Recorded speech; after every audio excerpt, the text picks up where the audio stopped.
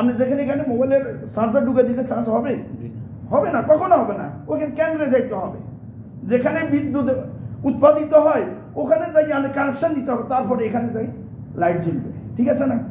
না আপনি এখানে এখানে বসেই যদি আপনি চেষ্টা করেন, হাজারো চেষ্টা করলে এটা চলবে যদি মূল কেন্দ্রে আপনি যদি কানেকশন না করেন। তো এই জন্য আমাদের ইমানকে তাজা করার কিছু কেন্দ্র আছে। কেন্দ্র হলে এই দাওয়াতে তাবলীগ জামাত। মেরে ভাইও, আমি আলেম হইয়া আমি বেশি সময় লাগাইতে পারি না, মাত্র 4 মাস সময় লাগাইছি দেশে। পাবনা, এখানে কেউ আছে নাকি জানি, পাবনা, এটা বগুড়া পাবনা ওই সমস্ত এলাকাতে গেছিলাম, দিনাজপুর। হ্যাঁ মাশাআল্লাহ, আমি সবার বরকাতে গেছি। আসছিলাম ইস্তেমাতে 3 দিনের জন্য। ওই সময় দেশে মাদ্রাসা মসজিদে ছিলাম, 3 দিনের জন্য আসছি। এবার মুসল্লিরা ধরি, একটা জমাত রেডি করি, আমাদের ইউনিয়নের জিম্মাদারে একটা জমাত রেডি করি, আমার জিম্মাদার বানাই।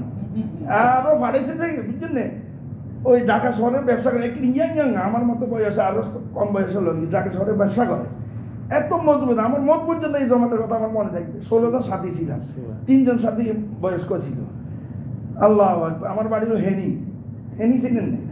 হ্যাঁ হেনি। তো এখানে আমার বাড়ি। তা আমার এলাকার 3 জন মুরব্বী ছিল। ওই 3 জন মুরব্বীরে একদিনও আমি খেদমতে নিই নাই। আমি বলছি যে সবার পরামর্শ করবেন, বলছি যে আপনারা খালি বসে আমাদের জন্য দোয়া করবেন, বাস দোয়া করবেন। আমরা জওয়ান যারা ছিলাম, আমি সহ খেদমতে কোনোদিন ওই 3 দিন 4 মাসে ছিলাম, ওই 3 জনের কোনোদিন খেদমতে আনি নেই, আলহামদুলিল্লাহ। তো এই জন্য এই জমাটা কথা আমরা মত পর্যন্ত মনে থাকে। এই জন্য যেমনি বলছি এমনি শুনছি, অথচ আমিও ইয়াং তারাও ইয়াং, কোনোদিন টক্কর হয় না আল্লাহর রহমত। কেন? আমি 24টা ঘন্টাকে একদম নেজামুল হক বানাইছি, একদম সেম মাদ্রাসা সিস্টেম, যেমনি বলছি এমনি শুনছে।